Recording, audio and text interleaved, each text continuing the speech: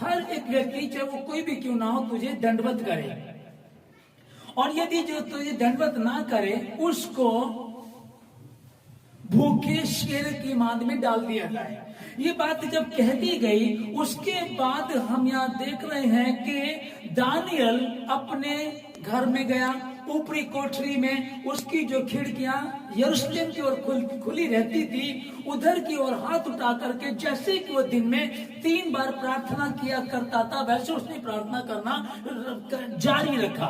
अभी समझेगा कि कभी भी अगर इस तरह की कोई कठिनाई आ जाए तो लोग डर जाते हैं। कई बार मैं देखता हूँ कि कई बार कुछ लोग होते हैं कि हम बीमार हो गए, हमारा कारोबार कमजोर हो गया, हमारी नौकरी चली गई, या कोई और दिक्कत जब आती है तो अधिकतर लोगों को मैंने देखा है कि अरे क्या बात, आप चर्च नहीं आ रहे हैं, आप प्रार्थना नहीं कर रहे हैं, आप उपवास नहीं रख रहे हैं, तो वो परेशानी में कमजोर पड़ जाते हैं। जबकि परेशानी में हमको और मजबूत होना चाहिए। इसको पता लग गया है कि ये हस्ताक्षर हो गए हैं और ये ऐसे हुए, इस आज्ञा को टाला नहीं जा सकता ना।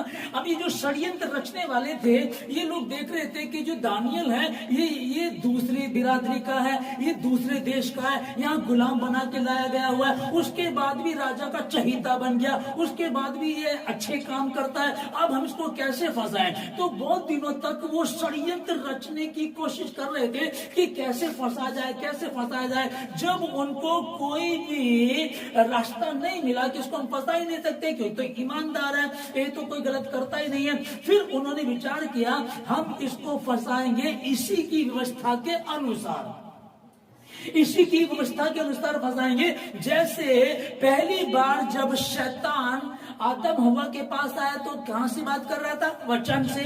जब यीशु मसीह के पास वो आया शैतान, तो कहां से बात कर रहा था, वचन से। अब जब यहाँ इन लोगों ने दिमाग लगाया कि इसकी व्यवस्था के अनुसार हम इसको फंसा सकते हैं, तब उन्होंने क्या किया, यहाँ जिस बात को हम पढ़ रहे हैं, उन्होंने कहा कि ठीक है हम देखते हैं। उसको जो प्रार्थना करते देखा इन्होंने और जाकर के शिकायत कर दी। ओके, इन लोगों से बर्दाश्त नहीं हो रहा था कि गैर बिरादरी का गुलाम बना करके लाया गया। 120 अधिपतियों पर उसको हाकिम, 3 लोगों को हाकिम ठहराया गया, और उन 3 में पहला और मेन कौन था, दानियल। अब चिड़ तो होने की बात यह है कि हमारे देश में कोई बाहर का आ जाए, पहली बात तो वो गुलाम है, दूसरी बात वो गैर बिरादरी का है, और फिर राजा का चहीता बन जाए तो दिक्कत होती है। इनको दिक्कत हो रही थी, पर फिर भी इसने घुटनों पर, जैसे कि दिन में 3 बार ये प्रार्थना किया करता था, प्रार्थना करना इसने नहीं छोड़ा। आमीन। पहला राजा 8 का 48 में पढ़ रहे हैं हम लोग। और यदि वे अपने उन शत्रुओं के देश में जो उन्हें बंदी करके ले गए हों, आमीन। अब इसको समझिएगा कि यहाँ लिखा कि पहले यहाँ दानियल की पुस्तक बाद की है, बाद की बात है। उससे पहले की बात, जब भवन बन गया, भवन तैयार किया सुलेमान ने, तैयार करके उसमें प्रार्थना की गई, हे परमेश्वर, हे मेरे पिता, अगर यदि ऐसा होता है कि जो तेरे लोगों को कोई गुलाम बना करके ले गए हों, और तब वो संपूर्ण मन से और संपूर्ण प्राणों से जो भवन तूने बनाया है यरूशलेम में, उसकी ओर हाथ करके प्रार्थना करे, तब तू उनकी प्रार्थना सुन लेगा।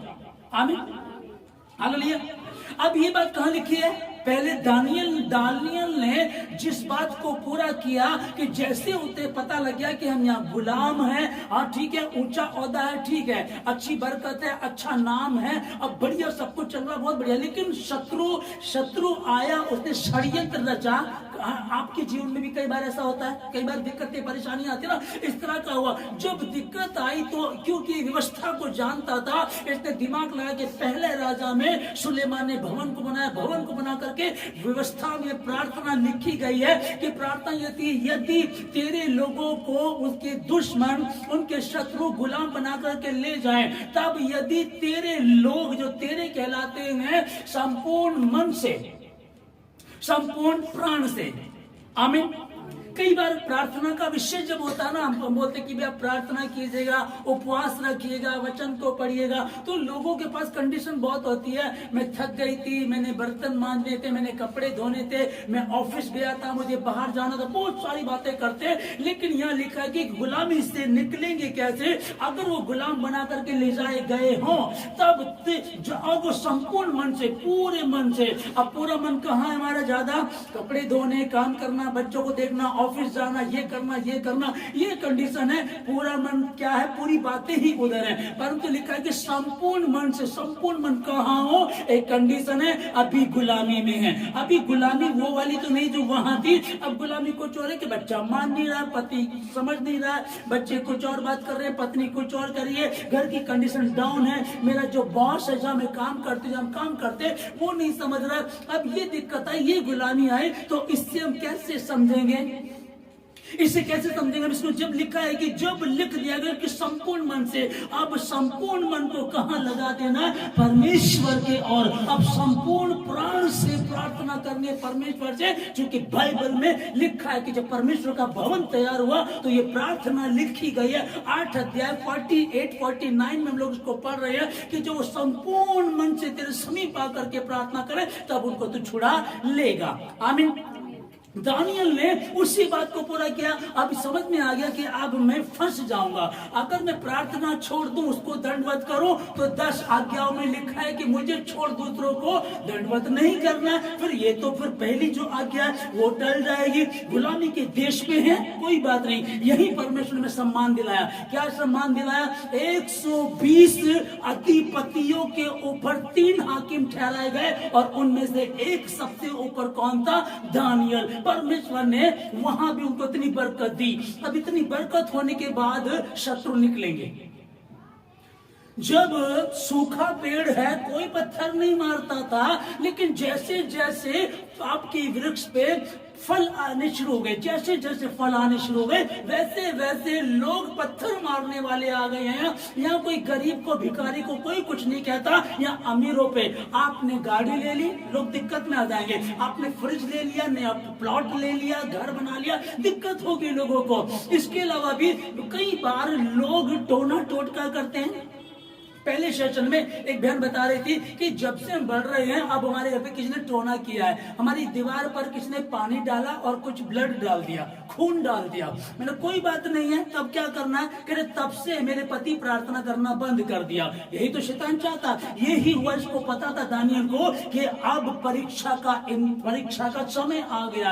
अब क्या करना? हस्ताक्षर कर दिए गए हैं, सिग्नेचर हो गए, राजा के सिग्नेचर हो गए हैं। अब अगर क्या कर सकते हैं? इसने दिमाग लगाया कि व्यवस्था में लिखा संपूर्ण मन से, संपूर्ण प्राण से जो प्रार्थना करेगा, और जो भवन तूने यरूशलेम की ओर दिया है, यरूशलेम में दिया है, जो भवन बना है, उसकी ओर हाथ करके जब प्रार्थना करेंगे तो उनकी प्रार्थना को सुन लेगा।